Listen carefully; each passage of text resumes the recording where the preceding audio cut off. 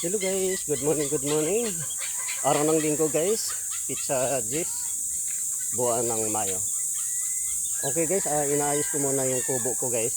Kasi natulo na yung guys, yung bubong ko. Nung nakaang araw, malakas ang ulan na, basa kami sa loob. Kaya nilagyan ko lang ng luna sa bubong guys.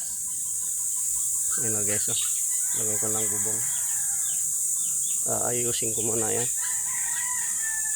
Yan, nilagay ko ng bubong. Tinapos lang ako dito guys, dito.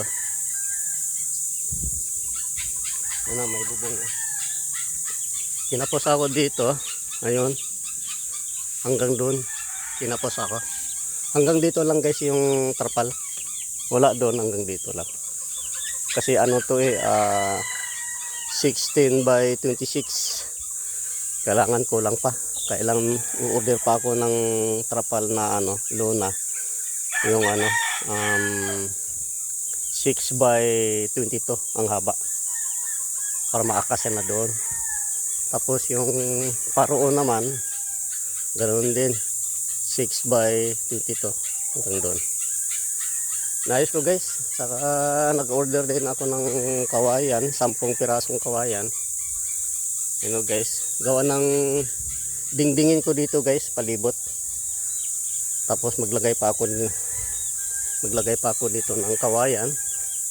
Maglagay pa ako ng kawayan dito guys. Para pag isampa na yung luna, okay na siya. Dito yung na-order kong kawayan guys. Ito, ang iba andito. Dito na guys. 10 lang yung na-order ko. Yung iba, kinabit ko na dun sa loob guys kasi gusto ko yung medyo matibay. Nasa loob. Ayun, nilagay ko ng kawayan kahapon. Yan. Para matibay. Tapos maglagay pa ako ng kawayan dito. Dito isusulot ko lang dito guys ang kawayan pagaron para matibay siya.